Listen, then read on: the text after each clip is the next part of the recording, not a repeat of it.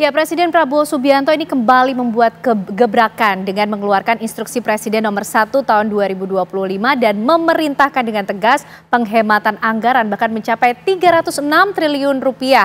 16 pos belanja APBN ini mulai dilakukan penghematan dan juga termasuk otoritas Ibu Kota Nusantara yang jumlah penghematannya paling besar. Lalu bagaimana kelanjutan nasib dari Ibu Kota Nusantara ini pemirsa dan juga beberapa rencana pembangunan ke depan? Kita akan membahasnya malam hari ini bersama dengan para narasumber yang sudah bergabung bersama kita di Apa Kabar Indonesia Malam. Ada Pak Rian Nugroho, pengamat kebijakan publik dari Universitas Indonesia. Pak Rian, terima kasih sudah selalu hadir untuk bisa ikut menganalisis bagaimana kebijakan-kebijakan dari pemerintahan Presiden Prabowo Subianto. Dan juga tentunya ada pakar komunikasi politik kita dari Universitas Indonesia juga dari Departemen Politik, ada Kang Cecep Hidayat. Kang Cecep, terima kasih sudah hadir juga di Apa Kabar Indonesia Malam. Selamat dan juga malam. Bergabung bersama kita nanti melalui sambungan Zoom ada Bang Ahmad Doli Kurnia, anggota Komisi 2 DPR RI. Sambil menunggu Bang Doli bergabung, Pak Rian, kalau melihat perintah dari Presiden Prabowo Subianto untuk melakukan penghematan, sebenarnya niat besarnya apa sih yang dituju?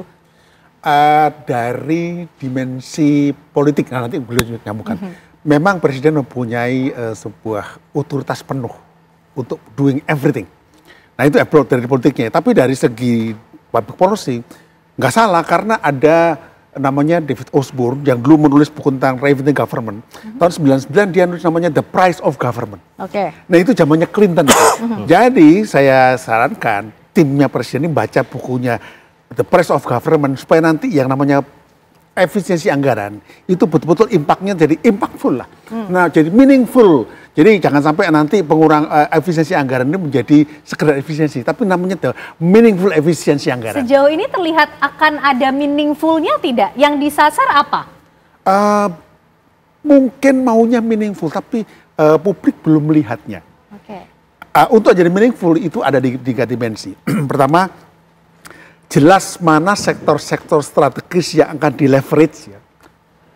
Kedua adalah jelas mana-mana sektor yang itu akan diturunkan, berarti sektor-sektor yang non-strategis.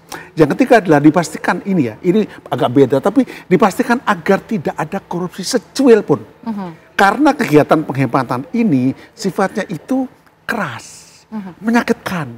Tapi yang membuat itu nggak menyakitkan ada namanya janji dan bukti bahwa tidak ada sama sekali corruption. Seperti pembenahan masalah kemarin pagar itu kan ya, selesai, bagus itu. Kemudian sekarang jadi masalah Bekasi punya tanah itu lagi, itu harus selesai.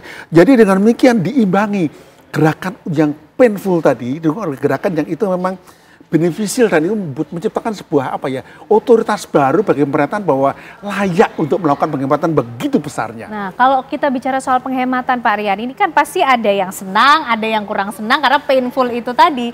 Tapi ini satu hal yang baikkah karena juga sempat dimention mengenai kemudian program-program prioritas dari Presiden Prabowo Subianto, swasembada pangan, kemudian pendidikan dan juga makan bergizi gratis.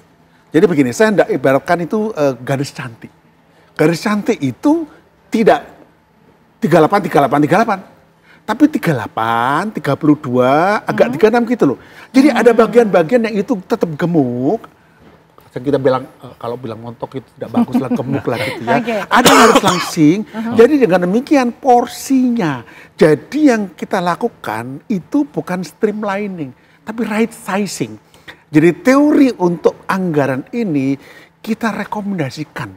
Janganlah itu perampingan, tapi right sizing. Pas ukurannya. Karena kita ketahui ada banyak pengeluaran yang itu nggak pas.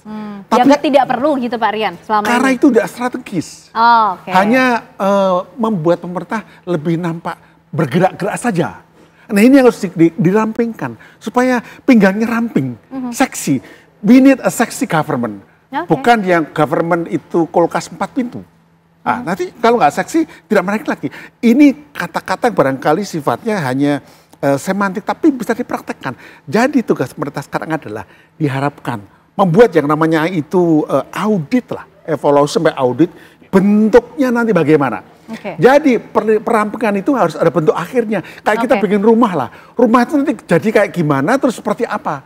Jadi nggak boleh dari sini terus nggak ada kesananya. Nah ini yang kita harapkan nanti dikerjakan lah. Saya kira bisa pasti. Oke, itu yang diharapkan bisa dikerjakan. Tapi Kang Cecep, kalau kita lihat kebijakannya Pak Prabowo dari awal pemerintah ini ada saja gebrakannya, ada saja perintahnya, tapi termasuk yang konsisten mengenai penghematan. Nah, IKN ini kan ikut berimbas dari anggaran yang dipangkas ini.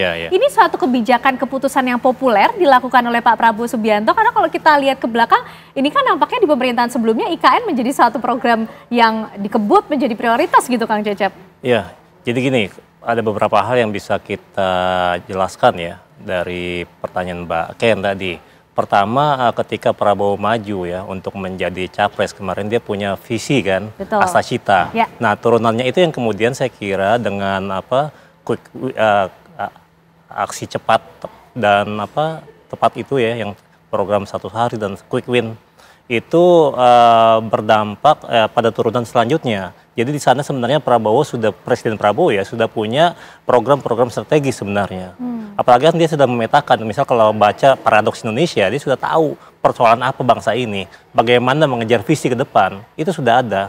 Sehingga kemudian ketika sudah terpilih, Presiden melakukan penyesuaian-penyesuaian.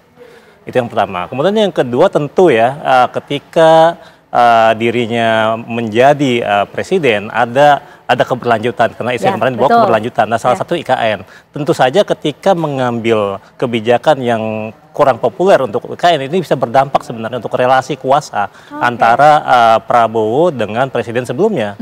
Karena kan pasti presiden sebelumnya ingin menjaga ya legasinya gitu ya, agar bisa terus berlanjut. Tapi kalau memang pemangkasan, kenapa terjadi pemangkasan? Ya bisa jadi kan gini, ada pengendalian fiskal ya. Mungkin bisa terlihat di sana ada program strategis lain yang hendak dituju, misalnya makan bergizi gratis. Dan dampaknya besar juga, butuh dana besar juga. Bisa jadi pengalihan program yang strategis. Kemudian yang kedua, kenapa juga terjadi misalnya selain pengendalian fiskal, misalnya ingin bertunjukkan pada publik dirinya melakukan reformasi pada masalah anggaran. Ini bisa membedakan pemerintahan sekarang dengan sebelumnya ada berbeda. Kami tidak jor-joran juga misalnya berutang, tapi kita melakukan pengetatan. Ini yang dirinya bisa menampilkan diferensiasi dengan yang sebelumnya. Nah, ini dia. Kemudian yang ketiga saya kira untuk menjaga ini ya, wilayah persepsi di hadapan publik ya, bahwa pemerintahan ini memang telah melakukan efisiensi, reformasi dan seterusnya dalam konteks anggaran ini. Jadi kalaupun nanti tidak populer buat sebagian yang lain, tapi sebagian besar yang lain melihatnya sebagai tindakan kebijakan yang populer gitu. Oke, baik. Nah, tapi sebenarnya apa sih yang ditargetkan oleh Presiden Prabowo Subianto dari penghematan besar-besaran yang dilakukan mencapai 306 triliun rupiah? Nampaknya Bang Ahmad Doli Kurnia juga bisa membantu menjawab mengenai hal ini, karena salah satu pos belanja yang juga dilakukan penghematan di bidang infrastruktur. Tapi nanti dijawabnya Bang Ahmad Doli Kurnia, usai jeda kami kembali untuk Anda pemirsa.